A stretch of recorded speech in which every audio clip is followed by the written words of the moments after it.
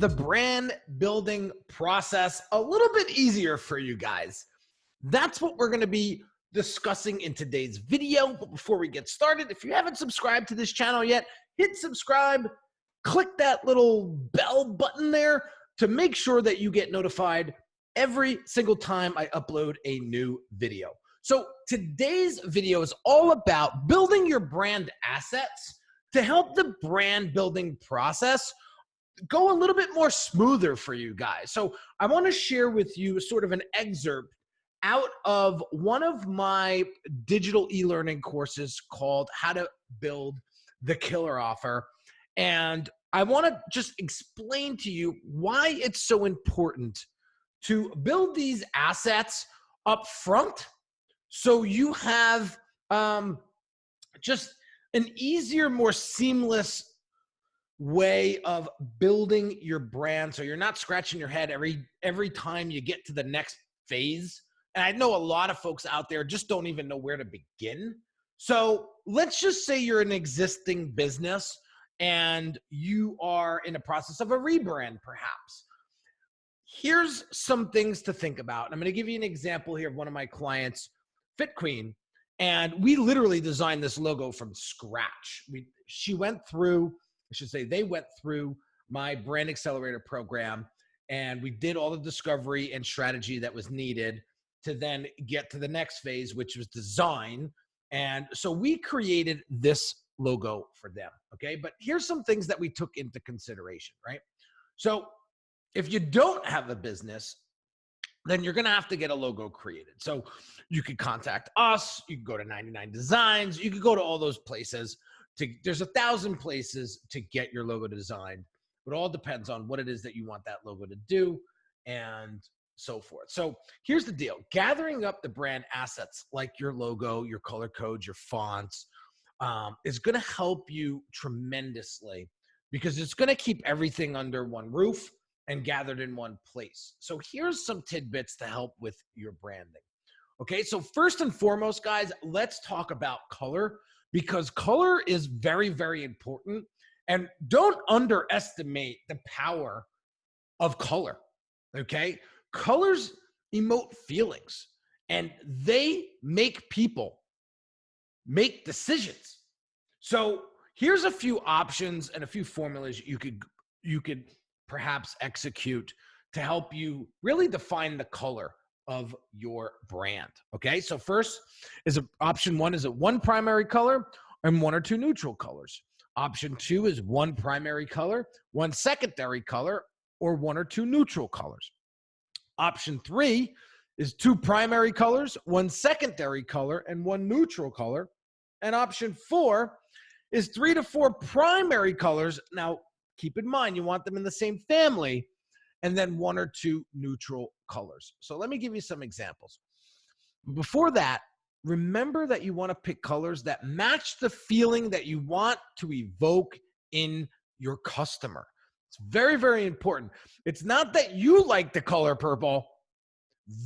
Your client must like the color purple. Okay, so here's some examples of neutral colors. Black, which represents sophistication, modern, sleek. White, clean, simple, and pure. Brown, earthy, rustic, and rural. Beige, adaptable, friendly, and flexible.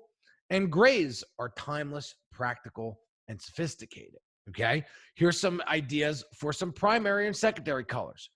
Pink, red, yellow, green, blue, purple, peach, aqua. And then look at the representations. Look at what those colors evoke as far as emotions go. Feminine, floral, romantic, soft, passion, aggressive, power, yellow, sunny, happiness, warmth, green, nature, soothing, health, blue, trust, integrity, loyalty, I should say, peace, purple, creativity, magic, royalty, peach, delicate, warm, sweet, aqua, refreshing, relatable, friendly, right? Let's look at our messaging now. What do you want this color to create as far as a message feel, okay?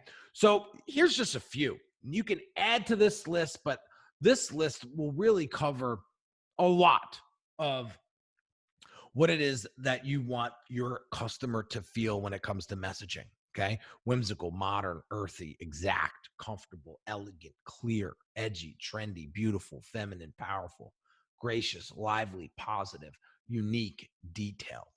So check some of those off that best resonate and move forward. Move forward. So this is one part of the branding process that I am very passionate about, and it's typography.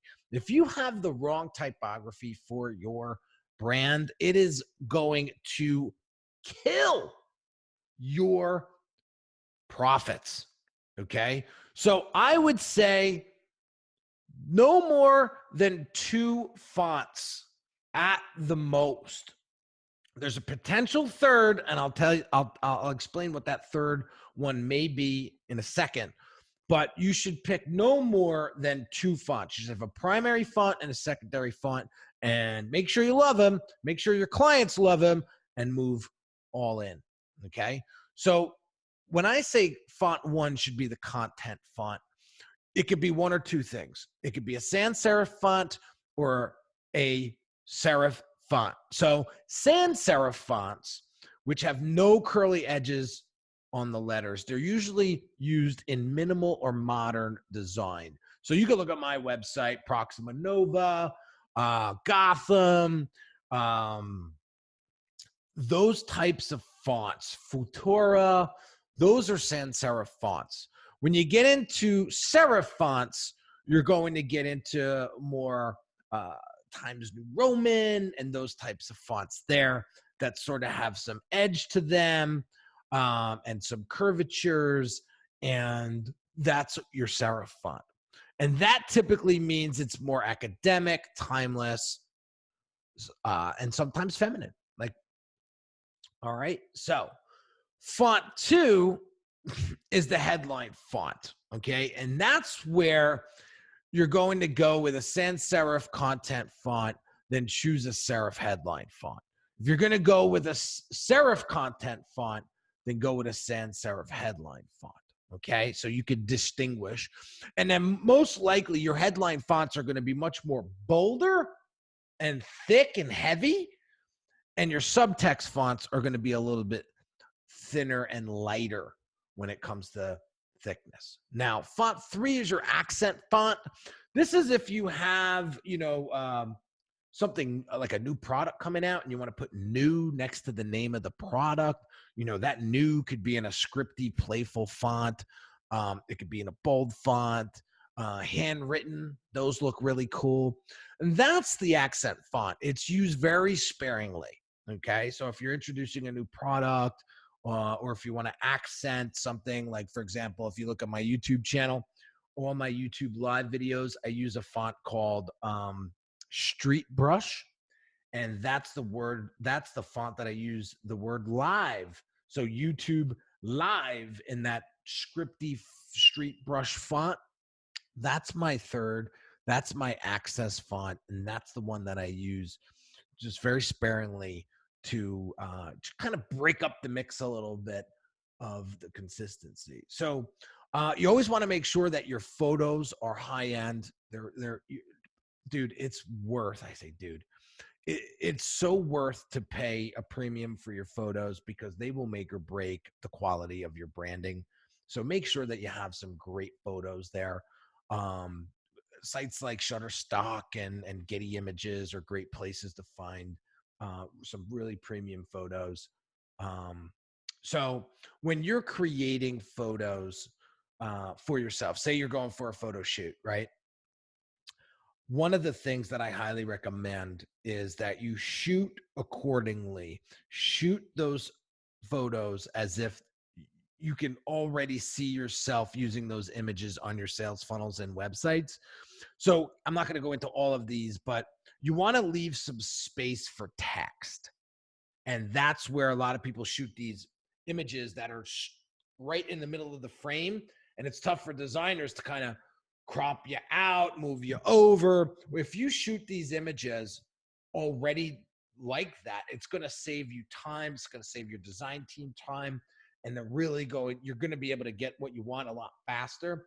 So this is just some recommendation on how to shoot your images, especially if you're using yourself in the photo shoot and on the website. It's just going to free up some time, and it's going to make the design process a lot faster and easier. Okay.